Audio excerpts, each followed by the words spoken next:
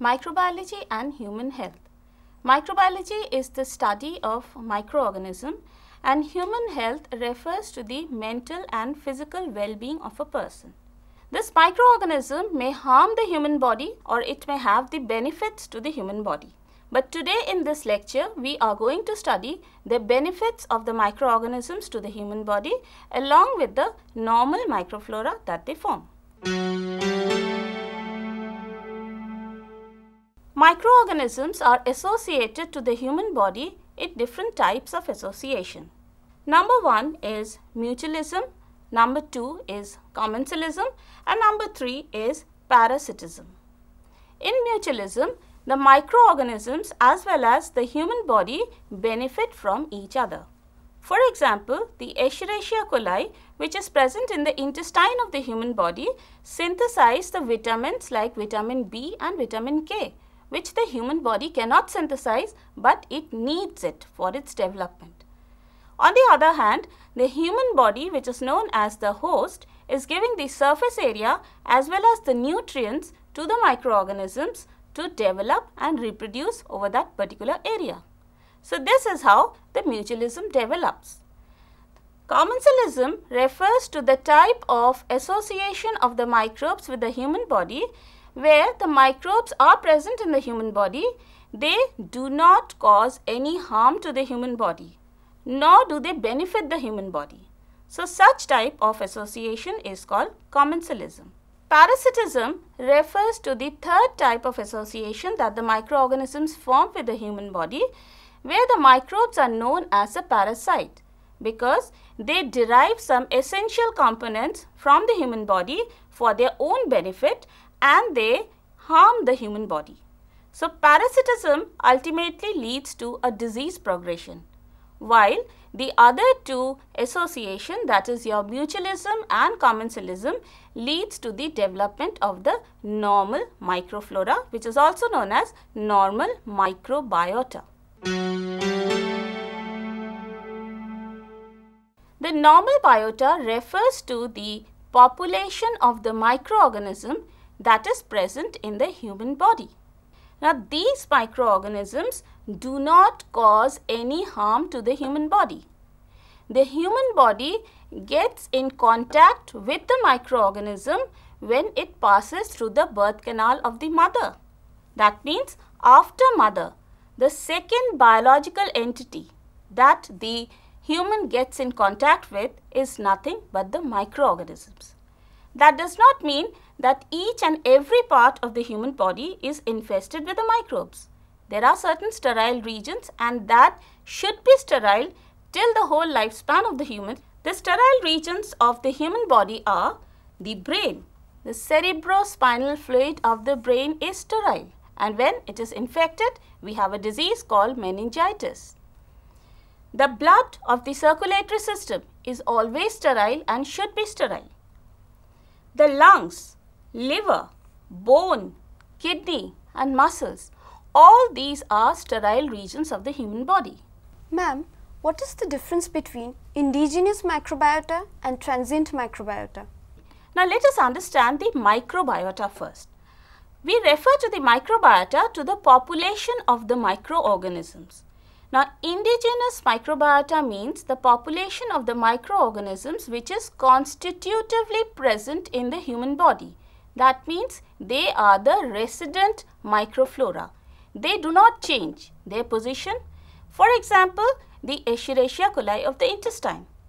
It is an indigenous microbiota. You always find Escherichia coli in the intestine. While the transient biota refers to the population of the microorganism which is not permanently found. For example, on the surface of the skin, we have got numerous microorganisms. Now, this population of microorganisms will differ from the population of microorganism when we are in a monsoon season. That means the microbes in a winter on the surface of the skin differs from the set of microbes which is present again on the same surface of the skin, but the physical component changes. That means the environment changes. Such type of microbiota is known as transient microbiota. Now, going in further for the normal microbiota of the human body, There are certain regions of the body which are infested with microbes. They are not causing any harm to the human body. For example, the nose, the mouth, the skin, your stomach, colon, then intestine, rectum, urinary bladder, and then your vaginal tract. All these are infested with the microorganisms and they are not causing any harm to the human body. So, this set of population of the microorganisms make up the normal microflora. Normal microflora has got a protective role to play. How does it give the protection? It is occupying the surface area of the human body. So, what happens is, they are occupying a surface area which would have been occupied by the pathogens if they would not be there. So, in a way, they are occupying a space and giving protection to the human body.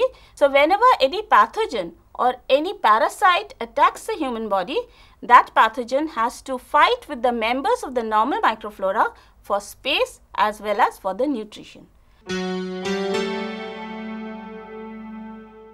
When a baby is born, it can have two ways of birth.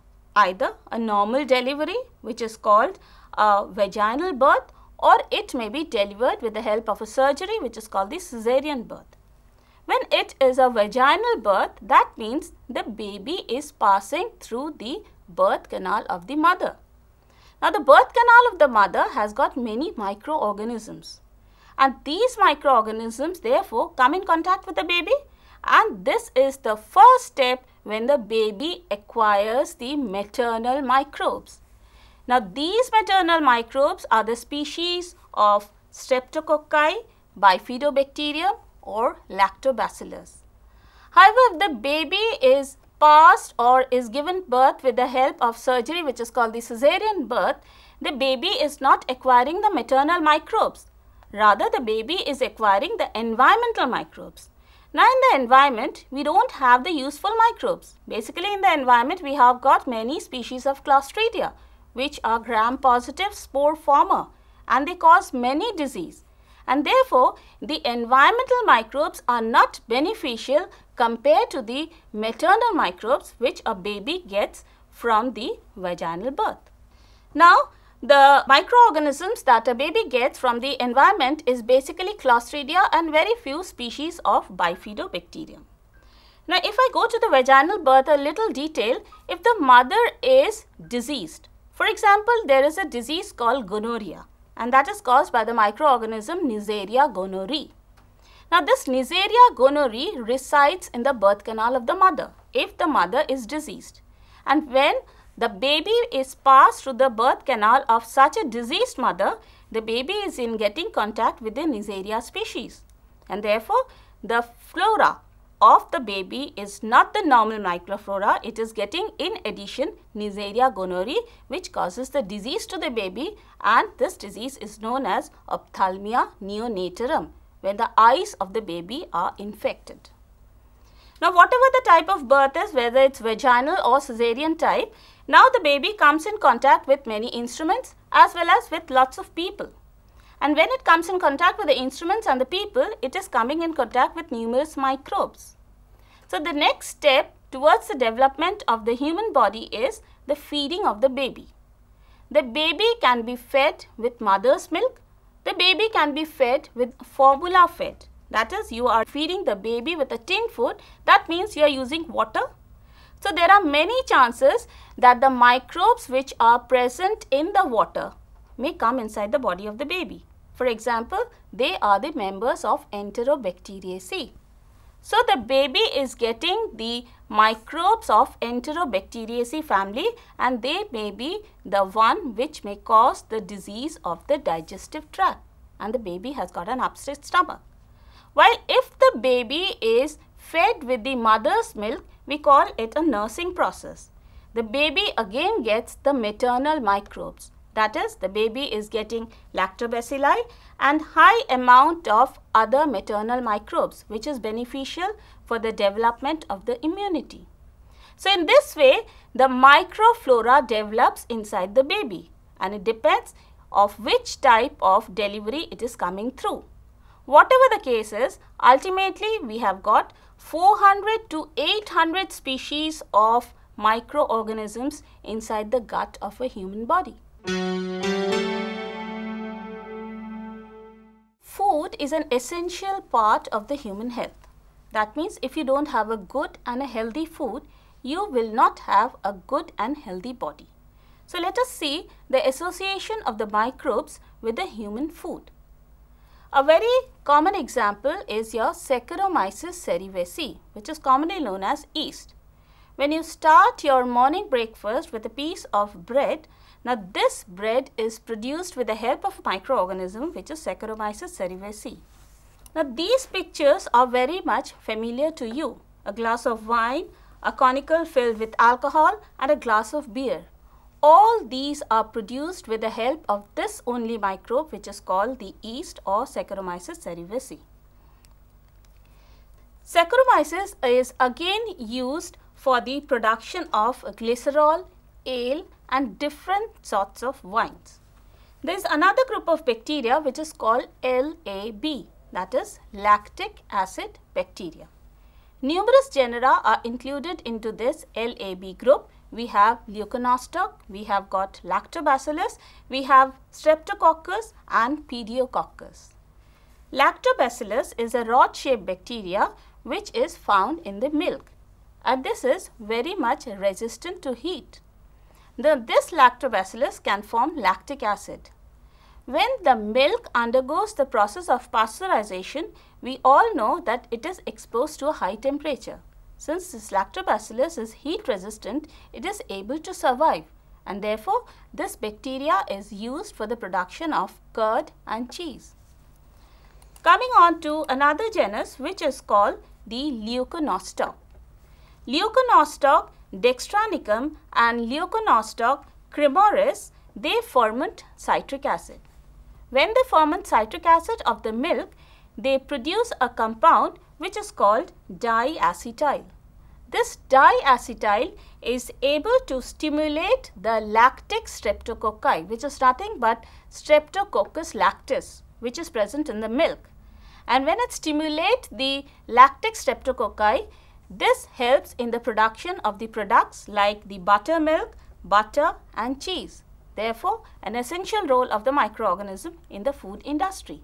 Leuconostoc and Propionibacterium are again used for the formation of yogurt and cheese.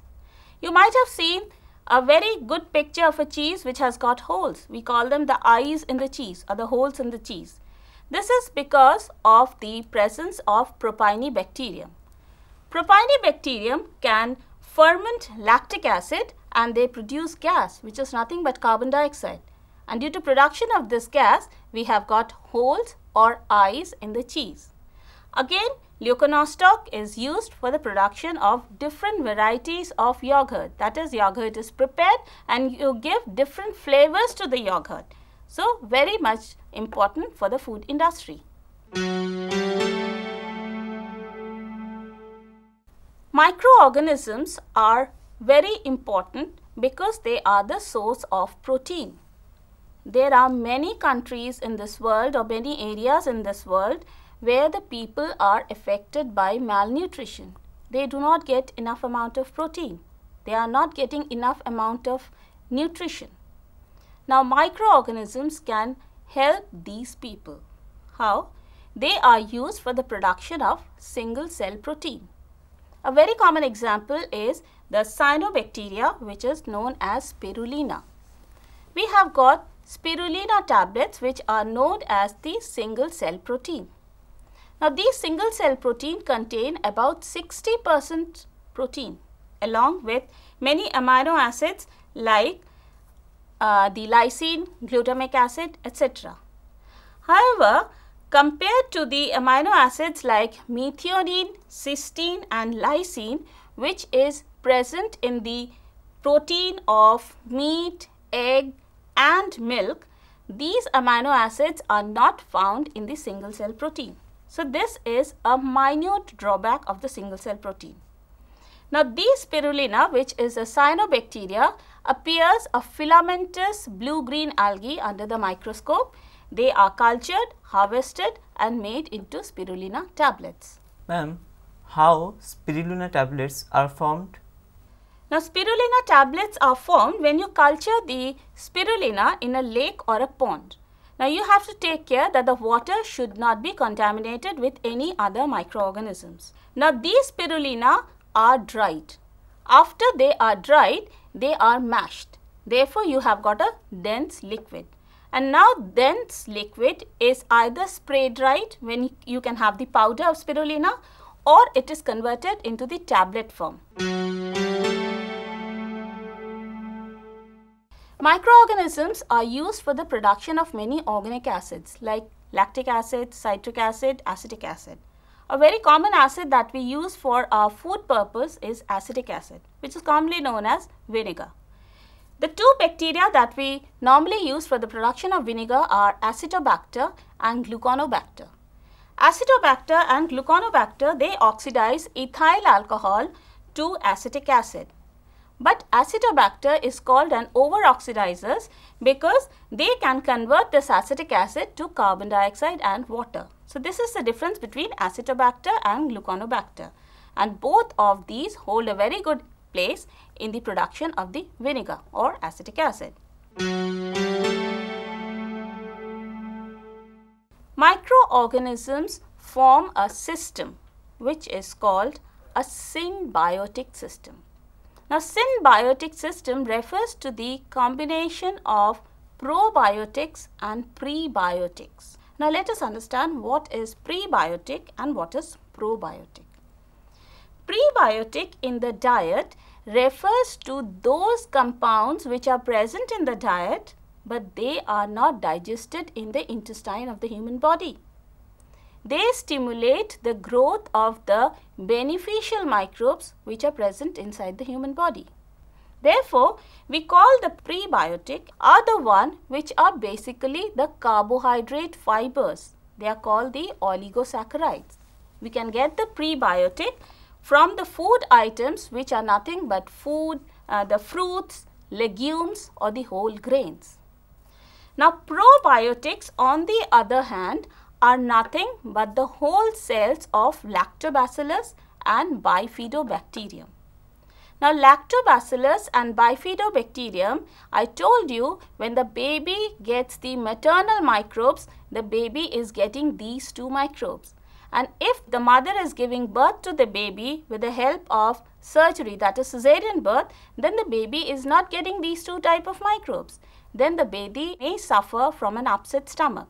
So, that baby lacks the normal flora, and therefore, the normal flora can be restored back to the human body with the taking in of this probiotics in the drug, which is Lactobacillus and Bifidobacterium. The probiotic and the prebiotic again together form a symbiotic system, and they help in the restoration of the normal flora of the human body. So, the human body remains healthy. Ma'am, is it essential to take prebiotic every time that we take probiotic with it? The prebiotic I told you are the carbohydrate fibers. They are not digested. That means they remain in the intestine for a much longer time compared to the probiotic.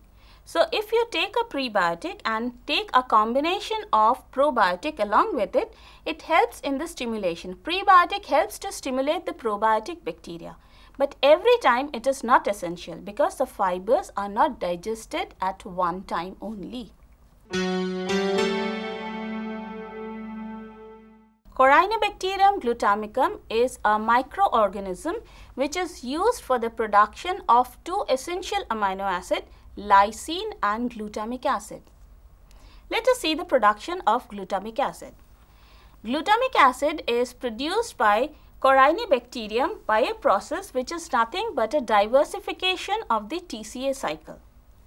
When the bacteria is actively growing, the glucose is phosphorylated and you have the formation of glucose 6-phosphate, which ultimately runs into the TCA cycle, and from isocitrate we have the production of glyoxylate and your succinate. But when the bacteria is not actively growing, the bacteria feels it will not enter the TCA cycle, it starts producing the oxaloacetate from isocitrate. This oxaloacetate is converted to ketoglutarate, and this ketoglutarate is further converted to glutamate, which is nothing but the glutamic acid. So we find that the bacteria can produce the glutamic acid, which is an amino acid, and therefore helps in the biotechnological industry. Microorganisms are again used for the production of many enzymes. For example, the enzyme lactase is produced by Saccharomyces fragilis, and the enzyme amylase, which helps in the digestion of different processes in the human body, is produced by Aspergillus niger, Aspergillus oryzae and Bacillus subtilis. Coming on to the association of microbes to the human health with the production of certain drugs which help to overcome the disease. Now, antibiotic is a very familiar term to us. Antibiotic are the secondary metabolites that are produced by the microorganism, and they inhibit the growth of other set of microorganisms. That means they inhibit the growth of pathogens which can cause the disease in the body. These secondary metabolites are produced when the cell or the microbial cell have stopped its active growth, and therefore the mass of the microbial cells comes down. Here we see a picture. This black line refers to the growth of the mycelial mass of Streptomyces griseus. We all know streptomycin is an antibiotic which is produced by Streptomyces griseus. On the x-axis of this curve, we have fermentation time in days, and on the y-axis we have production of streptomycin, and along with that we have got the concentration of the glucose. This blue line shows that how the concentration of the glucose falls as the microbial mass increases in number, or it increases in weight. When the microbial mass increases and then it suddenly falls, we find that this red line gives the idea that how the production of streptomycin increases. So when the microbial mass decreases, we have the production of the streptomycin, and therefore this is known as the secondary metabolite.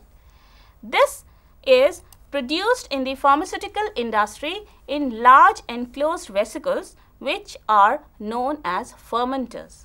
Now these fermenters can be aerobic, can be anaerobic. If they are aerobic, they have got stirrers. If it is anaerobic, it is maintained in a stable condition.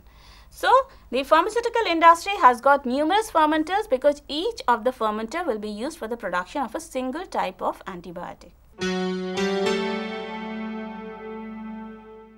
Biopolymer is a type of polymer which is produced by the microorganisms. That means any polymer which is of biological origin is known as biopolymer.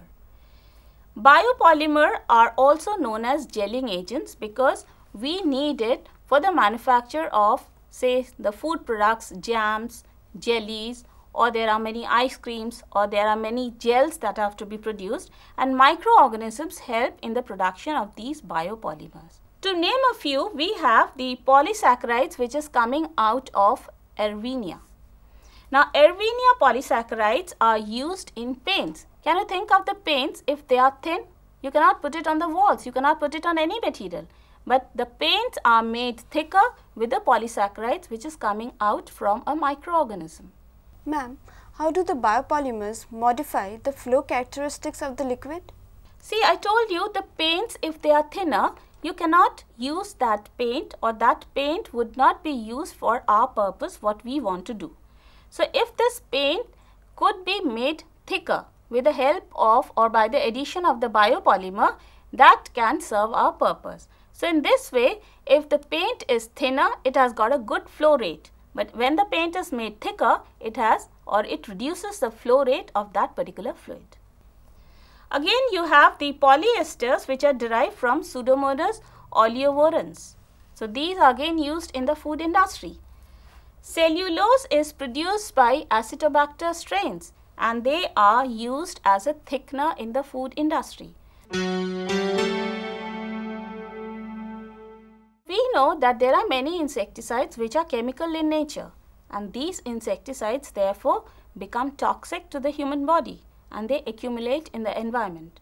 But if we are able to discover an insecticide which is of biological origin, then it will be degradable in the environment and that can be easily used by the human race. Such an insecticide or a bioinsecticide is produced by a bacteria which is called Bacillus thuringiensis. Bacillus thuringiensis in its vegetative cell is not so toxic to the insect.